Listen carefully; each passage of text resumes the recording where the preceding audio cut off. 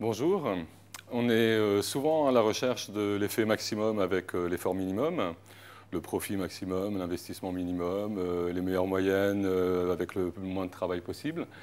C'est quelque chose qui égrène un petit peu toute l'histoire. Si on remonte à 2800 ans avant nous, la fondation de Carthage correspond à un problème de ce type. La reine Didon est donc arrivée pour installer, disons, pour fonder la ville de Carthage. Elle s'adresse au voisin le plus proche en lui disant je veux construire une ville à cet endroit-là. Et la réponse, c'est on n'ose pas dire non, alors on dit voilà une peau de vache, avec cette peau de vache, que tu pourras enserrer comme surface avec cette peau de vache, ça te donnera le territoire de ta ville. Alors la reine Didon ne se démonte pas. Imaginons que la peau de vache, ce soit la feuille A4 ici, pour faire la manipulation. Avec une simple paire de ciseaux, bon, j'ai préparé les choses à l'avance, mais disons, si je découpe ici, alors le découpage est relativement simple, hein. Il y a des bandes ici, comme ça, qui sont elles-mêmes entaillées. Bon. Et donc, avec simplement ce découpage dans la feuille, on imagine que c'est la peau de vache, et ben, finalement, on réussit à avoir une longueur assez importante pour que je puisse passer à travers la feuille, ici. Et si, a priori, j'avais essayé de passer à travers la feuille A4, j'aurais eu quand même un petit peu du mal. Sous cette forme-là, bon, si mon découpage était fait avec des bandes plus fines, bon, on pourrait sans doute avoir quelque chose de beaucoup plus grand que ce que j'ai réussi à faire jusqu'à présent. Mais disons que c'est aussi un problème de minimum, maximum. Il s'agit d'essayer de trouver à enserrer la surface la plus grande possible avec une certaine longueur qu'on aura réussi à tailler dans la peau de vache ou dans la feuille. Donc c'est un type de problème de minimum, maximum. Ça égrène l'histoire, on en verra d'autres au fur et à mesure.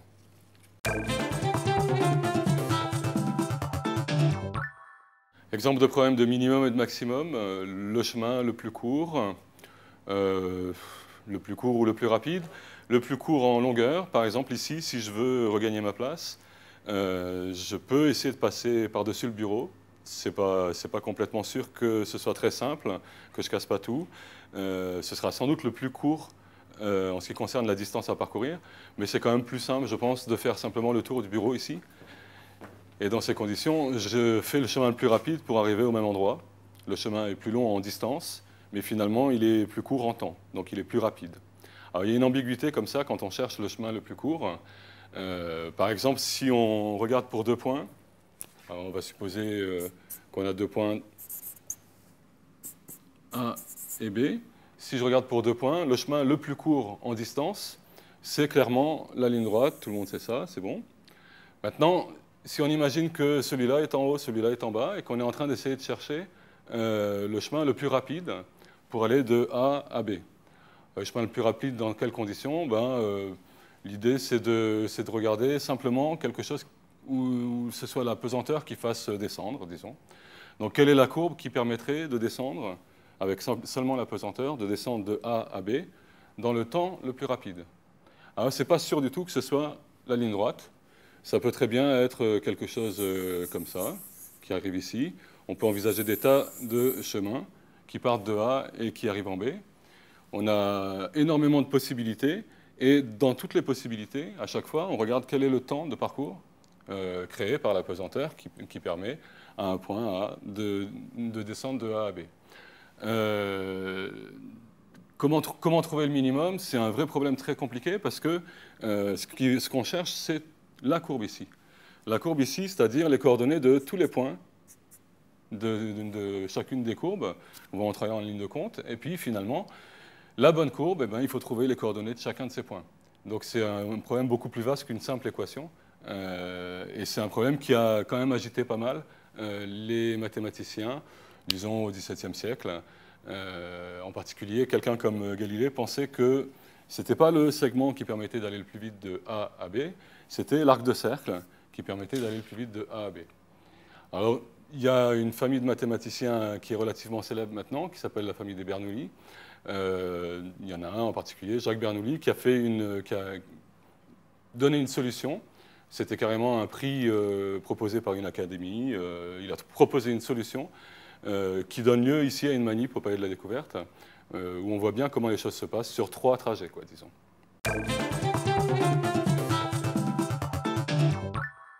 Ici, on a un point A, un point B, et on essaye de trouver un trajet qui permette d'aller du point A au point B, de la hauteur du point A à la hauteur du point B, le plus rapidement possible.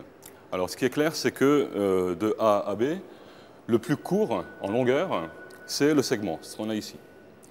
Seulement, cette chose-là, c'est ce que Galilée appelait un plan incliné. Il utilisait des petits chariots sur des rails. Nous, on va mettre une balle, essentiellement pour ralentir le phénomène de la chute libre et pour étudier la chute libre. Alors, il mettait des petits drapeaux, des choses comme ça, pour voir combien de temps ça prenait, de segment en segment et tout. Essentiellement, c'est quelque chose qui ralentit. Ça prend relativement du temps de faire la descente, ici, avec ce chemin-là. En fait, Jacques Bernoulli, teste des différentes hypothèses, mais en particulier, il teste une piste ici, une espèce de rail aussi, qui va aller de A à B, mais en passant par un autre point ici, avec un segment d'abord, puis un deuxième segment qui revient à B. Donc, il y a différentes façons de le faire. Ici, c'est un segment comme ça, et puis un peu plus court ici. Mais disons que, déjà, avec 2 segments, quand on regarde, si on les a bien choisis, c'est clairement les 2 segments qui battent le segment tout seul. C'est-à-dire que ce trajet-là ici est plus long, mais en temps, on va plus vite. Donc, Jacques Bernoulli, c'est un physicien, entre autres, c'est aussi un mathématicien, mais c'est un physicien. Et quand il voit 2 segments mis bout à bout comme ça, a priori, ça lui fait penser à la réfraction de la lumière. Donc, c'est quelque chose qu'il va immédiatement utiliser, parce que la réfraction de la lumière, c'est le chemin suivi par la lumière, même en cas de réfraction, c'est quand même le chemin le plus court, toujours. Donc, lui, il est en train de chercher le chemin le plus court dans le temps, et il se dit, on va faire la même chose que la lumière. Et donc, il va remplacer chacun des segments par d'autres segments, encore d'autres segments. Il va multiplier les segments pour finalement obtenir cette courbe ici. Qu'est-ce qu'on appelle une cycloïde? Ce n'est pas un arc de cercle. Galilée croyait que c'était un arc de cercle. Mais en fait, non, c'est ce qu'on appelle une cycloïde. Si on regarde entre 2 segments et puis la cycloïde, eh ben, c'est pareil. Il n'y a pas photo. Le chemin le plus rapide, qui est nettement le plus long en distance, qui est quand même le plus rapide, c'est la cycloïde.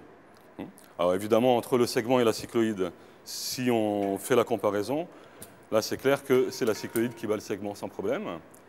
Alors, la cycloïde, c'est quelle courbe? C'est quand même lié au cercle dont Galilée pensait que c'était un cercle. Ben, c'est quand même lié au cercle. C'est si on regarde une roue de vélo et qu'on s'attache à un point de la roue, au fur et à mesure que la roue va avancer, sans glisser, on suppose qu'il y a vraiment du frottement et qu'il n'y a pas de glissement, le point de la roue va faire une courbe comme ça, qui est ce qu'on appelle une cycloïde. Et ici, elle est simplement mise à l'envers.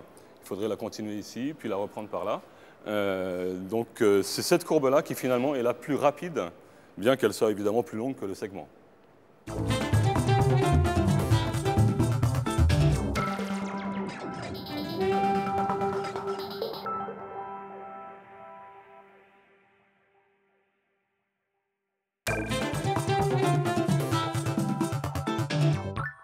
Bon, alors on a vu une manipulation qui est quand même, dont l'origine vient de Jacques Bernoulli. Bernoulli, c'est une famille assez importante dans laquelle il y a énormément de mathématiciens, de physiciens.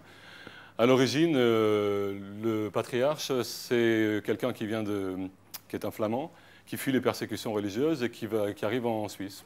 Alors peut-être que pour ces raisons, je ne sais pas. En tout cas, il a donné le signal, disons, d'une grande famille de physiciens et de mathématiciens. Celui qui s'intéresse à la cycloïde et qui trouve que la cycloïde est la courbe la plus rapide pour aller d'un point A à un point B, c'est Jacques. Il y en a d'autres des Jacques, donc Jacques I. Daniel ici, c'est quelqu'un qui était très ami avec Euler, Léonard Euler, qui est aussi un grand mathématicien. Bon, il y a comme ça... on retrouve tantôt un Bernoulli, tantôt l'autre, et l'habitude c'est de donner que le nom de famille, donc on voit Bernoulli partout. En fait, c'est tantôt l'un, tantôt l'autre qui est intervenu sur tel ou tel problème de physique ou de mathématiques. Bien, alors comment s'y prend Bernoulli? Déjà, on a le chemin le plus court de A à B. Ici on a un point A, ici on a un point B. On lâche sans vitesse, sans énergie spéciale, la balle ici, elle va suivre le chemin pour aller jusqu'en B. Donc la seule chose qui se passe, c'est que l'énergie potentielle va varier. et se transformer en énergie cinétique. C'est pour ça qu'elle arrive avec une certaine vitesse ici au point B. Donc l'énergie potentielle, essentiellement, elle est due à la hauteur ici, entre A et B. L'énergie potentielle, c'est mgh. Et c'est quelque chose qui va se transformer en énergie cinétique qui, au départ, est à 0 et qui, à la fin, est à 1,5 de mv carré, si on appelle v la vitesse. Donc j'ai transformation de cette énergie potentielle en la vitesse, en l'énergie cinétique. La vitesse ici qui apparaît, c'est pour l'essentiel v carré égale 2gh. Donc ça veut dire que pour l'essentiel, v est proportionnel à la racine carrée de h. Bien, donc maintenant si je prends un autre segment, un point intermédiaire, ici par exemple le point C, et un deuxième segment mis au bout de celui-là pour rejoindre le point B. Alors j'ai la même situation, sauf que c'est entre A et C que ça se passe, et entre C et B ensuite que ça se passe. J'ai la même situation de A à C, j'ai démarré sans vitesse, j'ai un certain dénivelé ici, et j'arrive ici avec une certaine vitesse, mais ce n'est pas le point B. Pour aller jusqu'au point B, il faut que je prenne maintenant CB. La différence avec AC et avec AB, c'est que maintenant ici j'ai une vitesse. Je ne lâche pas la balle ici à nouveau avec 0, mais je lâche la balle avec la vitesse qu'elle a acquise ici sur le premier segment. Donc il y a une petite différence. Je démarre avec une certaine vitesse et je vais poursuivre ici et atteindre une vitesse plus importante puisqu'il y aura un dénivelé ici entre les deux points. Donc l'idée, c'est d'essayer de comprendre d'où vient cette vitesse, comment est le temps, disons, qu'on a utilisé pour aller de C à B par rapport à ce qu'on saura faire de A à B et de A à C. Alors de A à C ou de A à B, ici on a un certain temps et on espère faire moins. Ici on a un premier temps qui est le temps de parcours sur le segment AC. Et maintenant, je voudrais savoir quel est le temps de parcours sur le segment CB. Ben, l'idée c'est que, en fait, il suffit de reculer ici en restant sur la même droite que la droite CB, de reculer jusqu'à atteindre la même hauteur que le point A, ici. Donc j'ai un point, peu importe, D. La vitesse atteinte ici, elle est due uniquement au dénivelé entre les deux hauteurs de A et de C. Donc la vitesse atteinte en partant de D et en suivant cette droite, elle serait la même. Le temps de parcours, puisque ici c'est plus long, le temps de parcours ne sera pas le même, mais la vitesse atteinte est la même. Donc on peut imaginer que le bolide ici, la balle, le petit point matériel qui se balade ici, au lieu de faire ce segment-là, ici, il a démarré là, il a atteint la vitesse, qui est la même que celle qui était sur le segment AC, et il continue pour atteindre le point B. Pour ça, donc, il met un certain temps, ici, un certain temps de D jusqu'à B. Et ce qui ne va pas dans cette façon de faire, c'est que entre D et C, ça n'a pas existé, c'est entre A et C. Donc le temps ici de parcours pour atteindre la vitesse, c'est T1, ce n'est pas celui-là. Celui-là, c'est un certain temps T3, qui correspond à la distance DC ici, et à la même hauteur que pour le temps T1. Et maintenant, si on regarde ce que fait le point matériel, il suit AC en un temps T1, et maintenant il suit CB, comme s'il avait fait DB, mais sans DC. Donc ce qui reste ici, c'est le temps total, T2, moins le temps correspondant à DC, c'est-à-dire T3. Donc maintenant, je fais apparaître le temps de parcours sur ACB, qui peut être éventuellement plus grand que T, qui peut être éventuellement plus petit. Ce qu'on a pu observer, ce qu'on a l'impression d'avoir observé, c'est que c'était plus petit. C'est clair que si, au départ, le premier segment était quasiment à l'horizontale ici, et qu'on reste comme ça, quasiment à l'horizontale, le point matériel ici va mettre une éternité pour réussir à atteindre l'extrémité de ce segment. Et à ce moment-là, il pourra rejoindre le point B. Mais ça va prendre tellement longtemps ici que la succession de ces deux segments, ici, ne sera pas meilleure que le segment AB. Donc, il est possible, il y a des situations, et c'est ce qu'on va pouvoir expérimenter avec l'ordinateur, disons, pour faire un dessin un peu plus précis, un résultat un peu plus précis. Mais il est tout à fait possible que T1 plus le temps ici soit quelque chose de plus court que T, suivant la position qu'on donne au point C. Que ce soit trop long, que ce soit la même chose, ou que ce soit plus court.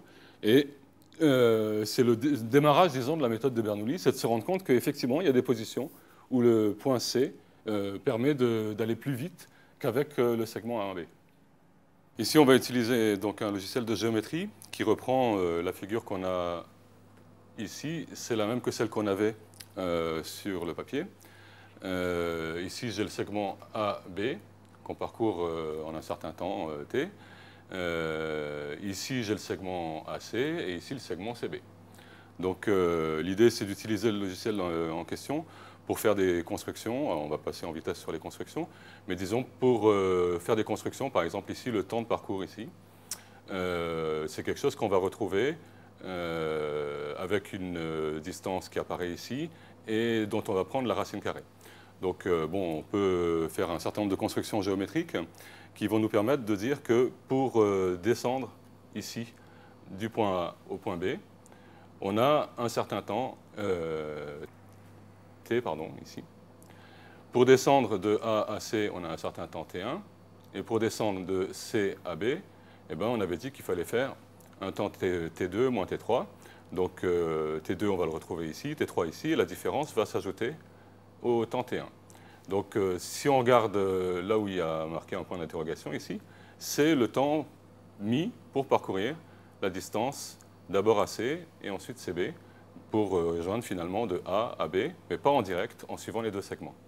Donc, si on déplace le point qui est ici et qu'on suit ce qui se passe à cet endroit-là, c'est clair que si on se met de l'autre côté, eh ben, ça prend trop de temps de venir ici, et donc le point est passé de l'autre côté du temps correspondant au segment AB.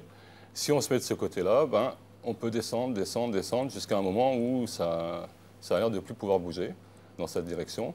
Et donc on peut essayer de trouver comme ça des valeurs des endroits, disons, pour le point C, qui vont permettre de réduire le temps de parcours sur ces deux segments.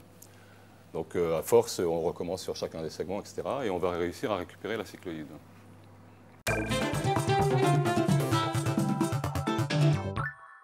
Alors pour la cycloïde, on cherchait une courbe et un minimum à propos de cette courbe. On a obtenu la cycloïde. Si on regarde une application concrète, à partir du sommet de la Tour Eiffel jusqu'à la place du Trocadéro, grosso modo 300 mètres dans un cas comme dans l'autre, on met grosso modo 10 secondes avec la cycloïde, 11 secondes avec la droite. Donc c'est clair qu'on a besoin de faire quelques petits calculs. Si on essaye de monter en dimension et qu'on s'attaque maintenant aux surfaces, alors on va essayer de se poser aussi des questions de minimum, maximum. Ça peut être différentes questions. Par exemple, quand on regarde une bulle de savon, on constate que, a priori, il y a une certaine quantité de savon, une certaine quantité de film de savon qui en sert un volume. Bon, on espère que le volume est minimum pour une surface donnée ou maximum pour une surface donnée. Bon, ça concerne des problèmes, disons, qui vivent dans l'espace à 3 dimensions et pour lequel une question qui a agité les mathématiciens pendant pas mal de temps, c'est d'essayer de trouver ce qu'on appelle les surfaces minimales, c'est-à-dire des surfaces qui couvrent une aire la plus petite possible et qui s'appuient sur un contour donné, par exemple, ou qui partent à l'infini. Exemple de choses qu'on peut utiliser pour simuler ça et pour essayer de voir le problème concret, disons. C'est un problème de physique, c'est avec les films de savon. On va supposer que le film est relativement fin et si je plonge ici cet objet dans cette sauce qui est pleine de savon quand même, et que je regarde ce qui se passe, j'obtiens un film qui a l'air d'être plan, et on voit bien que le fil ici va me permettre de changer, et on voit bien que donc le film est en train de tirer sur les bords, sur le contour, et suivant la façon dont le contour est formé, eh bien, on a quelque chose qui a l'air d'être plat. Alors, est-ce que c'est tout le temps le cas? Ben, ça dépend un peu du contour qu'on va utiliser. Le fait que ce soit une forme plane, ce n'est pas quelque chose qui est garanti, je dirais même plus. C'est quelque chose qui est relativement rare. Est-ce que pour faire une surface minimale, on peut obtenir quelque chose qui est vraiment, par exemple, une bulle de savon ou quelque chose comme ça? En fait, c'est clair que non. C'est-à-dire que si on regarde, si je suppose que quelque part dans ma surface, j'ai une partie comme ça, qui ressemble à un morceau de sphère, donc qui est quelque chose de convexe comme ça. eh ben, ce bout-là, je peux le remplacer par la face plane qui est ici. Et la face plane qui est ici a évidemment une aire qui est plus petite que la demi-sphère qui est là. Donc, c'est a priori pas possible d'avoir à l'intérieur de ma surface des zones comme ça, et qu'elles soient minimales, des zones de ce type-là, où toute la surface est avec la même courbure, disons. Donc, on doit avoir une surface soit plane, soit qui fait un peu comme une selle de cheval, quoi, disons. Alors, si on essaye avec différents contours, par exemple avec quelque chose comme ça, c'est assez clair le genre de choses qu'on risque d'obtenir en plongeant ce contour dans l'eau savonneuse. Ce qu'on obtient, c'est quelque chose qui est évidemment pas plan. On voit bien que c'est pas plan. Mais donc c'est une surface, et la surface en question s'appuie sur le contour qu'on a plongé dans l'eau savonneuse et a une aire, disons, la plus petite possible. Alors on vient de voir que ça a éclaté. Pourquoi ça éclate? Parce que essentiellement c'est un film de savon qui a une certaine épaisseur. En fait, il y a beaucoup de confusion sur ce que peut être un film de savon et ce que peut être le savon. Par exemple, ici c'est comme un bac de lessive, j'ai de l'eau savonneuse. Et l'eau savonneuse en question, on a l'impression qu'il y a du savon un peu partout. Ben, c'est pas vrai, le savon, il est seulement à la surface. Donc, quand on est en train de faire la vaisselle et qu'on a une assiette qui est au fond du bac de lessive, c'est complètement idiot de s'imaginer qu'on utilise le savon. Le savon est seulement à la surface. Donc, c'est au moment où on sort l'objet ici, c'est au moment où je le sors que le film se crée. Ça pourrait se faire avec de l'eau simplement, mais l'eau est un corps qui a quelque chose qui a des tas de particularité, disons. C'est le sol qui prend plus de place quand il se solidifie. C'est un corps qui a aussi une tension superficielle très forte. Et donc, c'est quelque chose qui tire très très fort. Ça ne marcherait pas bien. On met du savon pour avoir un film de savon. En fait, il y a une épaisseur de savon d'un côté, une épaisseur de savon de l'autre, et entre les deux, de l'eau. Et puis, quand l'eau finit par s'écouler, le film claque. Donc, c'est la situation qu'on a. Pourquoi est-ce qu'on fait des expériences? Parce que ce n'est pas complètement immédiat de savoir à l'avance ce que ça va donner. C'est-à-dire que le problème est quand même relativement vaste. Trouver quelle surface va réussir à s'appuyer sur le contour et à avoir finalement une aire minimum. Par exemple, si je prends le cube ici, donc j'ai un cube filiforme, ce à quoi on s'attend, c'est que quand on va le sortir, ben, on va avoir des faces planes ici et on aura un cube qui sera effectivement avec ses faces planes. En fait, ça vaut la peine de faire l'expérience parce que quand on a des assurances comme ça, des fois on est un peu déçu par le résultat. Donc si on regarde ici, ce qui sort, ce n'est pas du tout les faces planes, mais des espèces de pyramides tronquées, disons, qui se retrouvent face à face. Alors ce qui est assez curieux, c'est que le cube a une certaine symétrie, et le résultat ici, la surface qui s'est appuyée dessus, c'est quelque chose qui n'a pas les mêmes symétries. Donc on va éliminer les bulles ici.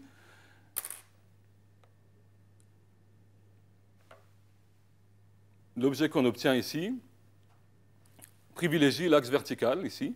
Si je souffle un peu, eh ben, je change l'axe dans lequel les deux pyramides tronquées se sont empilées.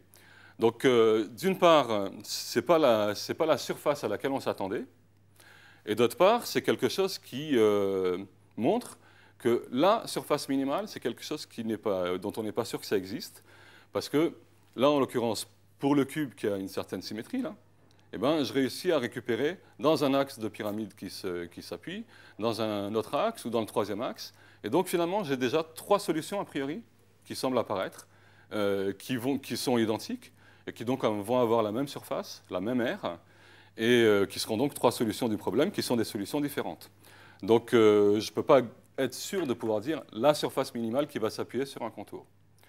Alors c'est un problème qui est relativement compliqué parce que c'est quelque chose qui se passe dans l'espace, mais en fait on peut utiliser ce genre de choses pour faire l'équivalent de ce qui se passerait dans le plan.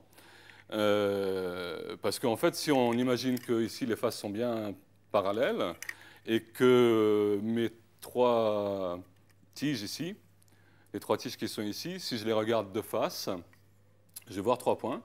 Donc je suis en train de chercher quelque chose qui s'appuie sur ces 3 points et qui va avoir la longueur la plus la plus courte. Alors c'est pareil, est-ce que c'est le triangle, est-ce que c'est autre chose? Si on regarde, on voit quand même assez bien que ce n'est pas le triangle, mais que c'est quelque chose d'un petit peu différent. Il y a un point central ici, enfin un point à l'intérieur en tout cas, qui est relié à chacun des 3 sommets du triangle. C'est quelque chose qu'on pourrait essayer de trouver, disons, par le calcul en géométrie, mais c'est déjà pas complètement immédiat. Et si on regarde la propriété qu'on peut avoir là-dessus, ben, grosso modo, à part le fait que le film a un peu de poids et tout, grosso modo, on a les 3 mêmes angles ici.